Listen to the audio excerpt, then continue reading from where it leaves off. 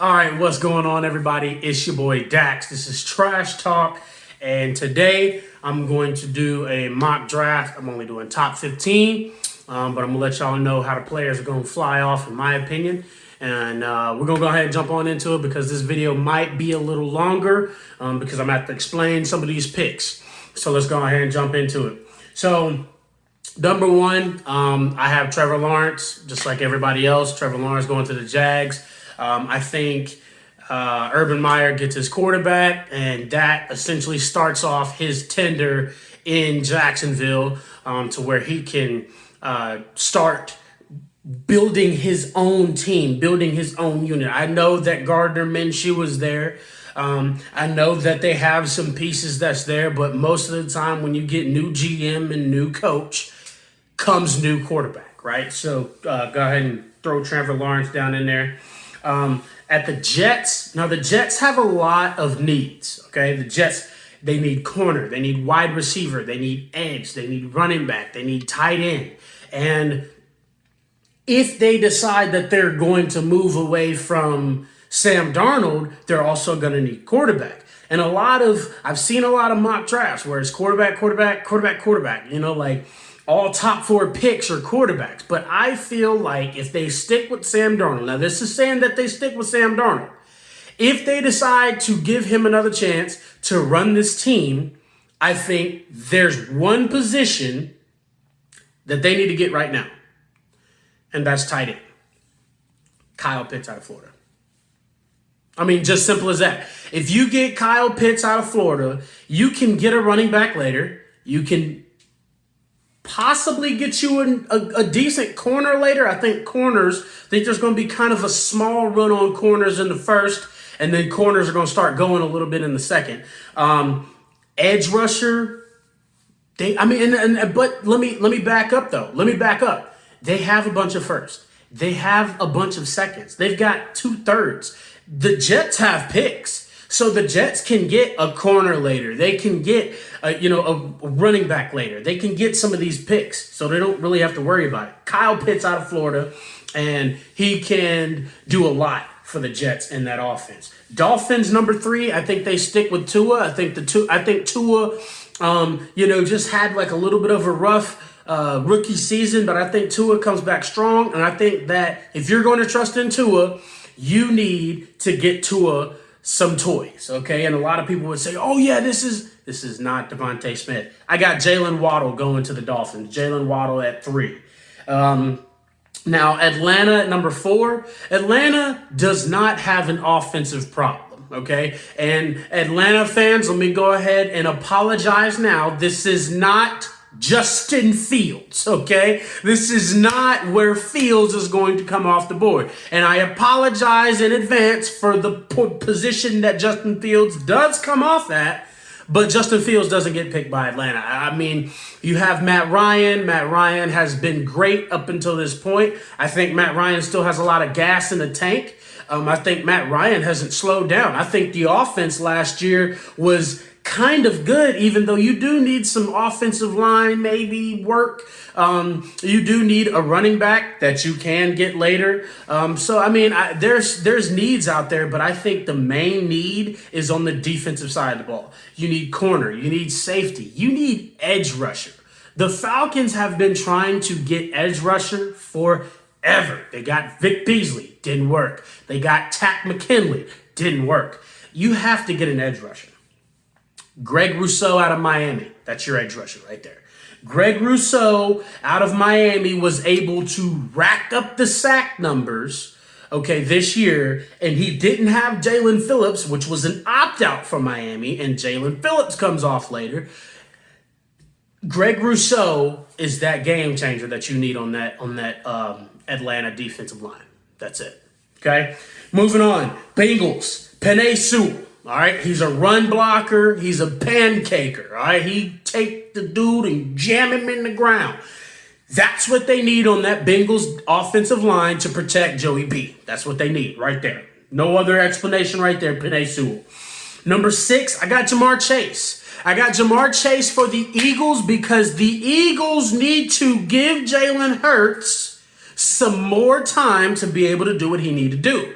Jalen Hurts wasn't playing horrible last year, and I think that they can make some offensive line moves, without having to jump at number 6 and grab an offensive lineman. I think you add tools, you add toys, and you add time for Jalen Hurts and let Jalen Hurts do it. Give Jalen Hurts 16 starts, let him play 16 games, give him some tools to run with, and if you have the same, worse, or not good results from that, then you can move on. You drafted Jalen Hurts. Carson Wentz is gone. Let Jalen Hurts do what he got to do. Jamar Chase at 6. Number 7, the Lions. There is one pick and one pick only that the Lions need to make. There is, let me say that one more time. There's one pick and one pick only that the Detroit Lions need to make. And that is Patrick Surtain from Alabama. They need a corner or a safety. Patrick Surtain is the one that they need. All right. So no explanation of that. That defensive backfield is garbage. All right. Number 8, again, Falcons fans, I apologize, but number 8, Justin Fields. And the reason why I say Justin Fields to the Panthers is because the Carolina Panthers, Matt Rule, okay, when they came in, granted, I don't agree with anything that they did, but they got rid of Cam Newton and they pushed Cam Newton to the side. All right. Now you have Teddy Bridgewater that you're going to let him be there and kind of run the show a little bit and just let Justin kind of learn. Okay. He's going to learn the playbook.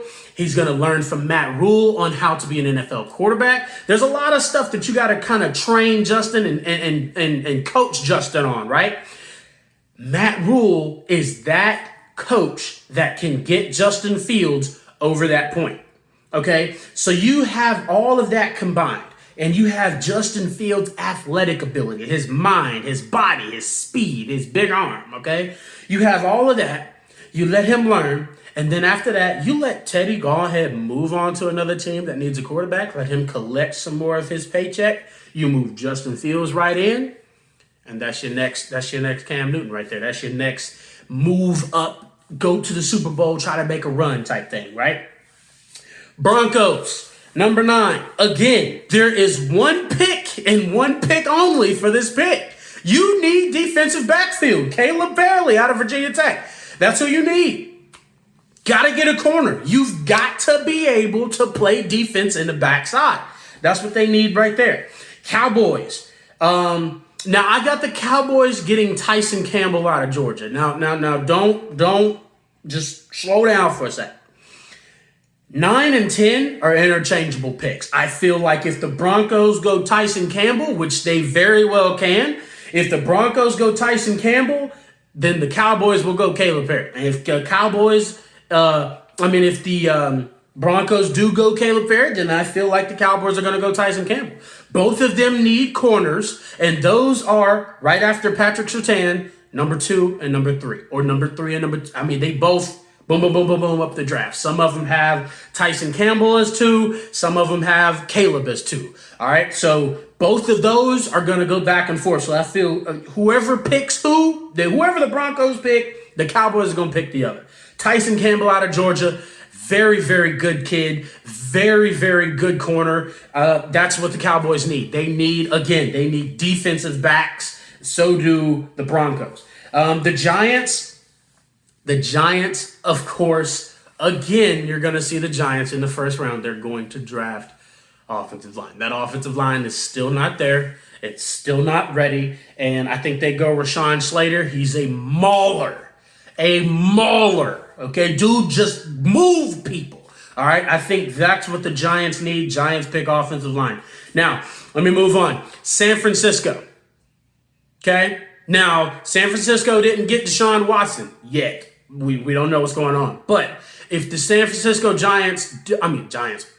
if the San Francisco 49ers don't get a quarterback, this is where you see Trey Lance come off the board right here. I don't see Trey Lance.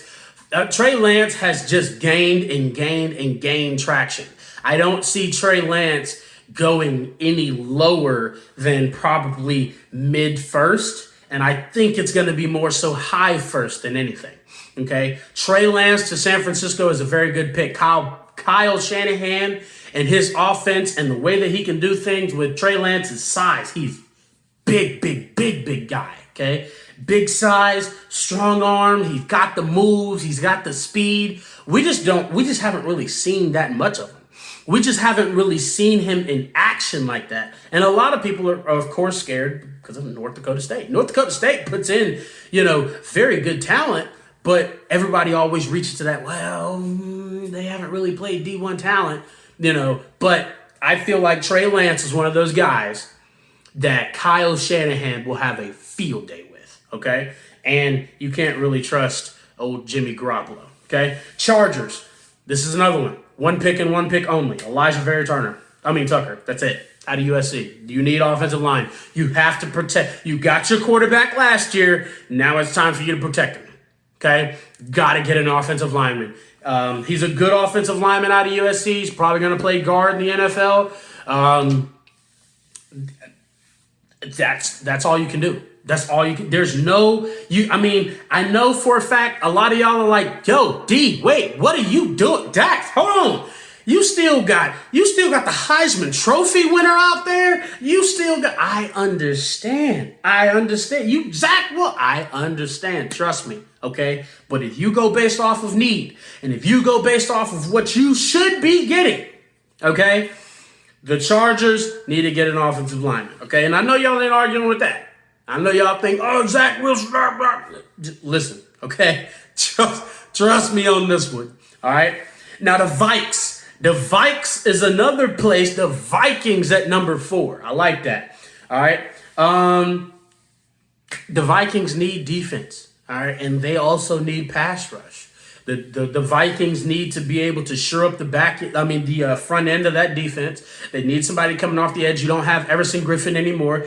Jalen Phillips, he opted out, in Miami. Gregory Rousseau was able to, wreak some havoc. And then they're like, oh, shoot, he don't even have, Jalen taking the pressure off of him. So is it more Greg? Is it Jalen? Like, what's going on? And so I think that's what pushes Gregory Rousseau up. And I think that's what makes Jalen kind of fall. So Jalen goes to the Vikings. And then at number 15, there's a lot of different ways that you can go. And this is definitely a wide receiver pick for the Patriots. The Patriots' biggest hole was wide receiver. They need one. I just really don't think that Devontae Smith is going to get picked with his size. He's going to get picked in this draft. But I just don't know if he's going to get picked by the Patriots. And when I was kind of thinking and going through this pick, I was just like, man, do I really see the Patriots picking Devontae? And I really don't. So Terrace Marshall out of LSU. He's 6'4", 200.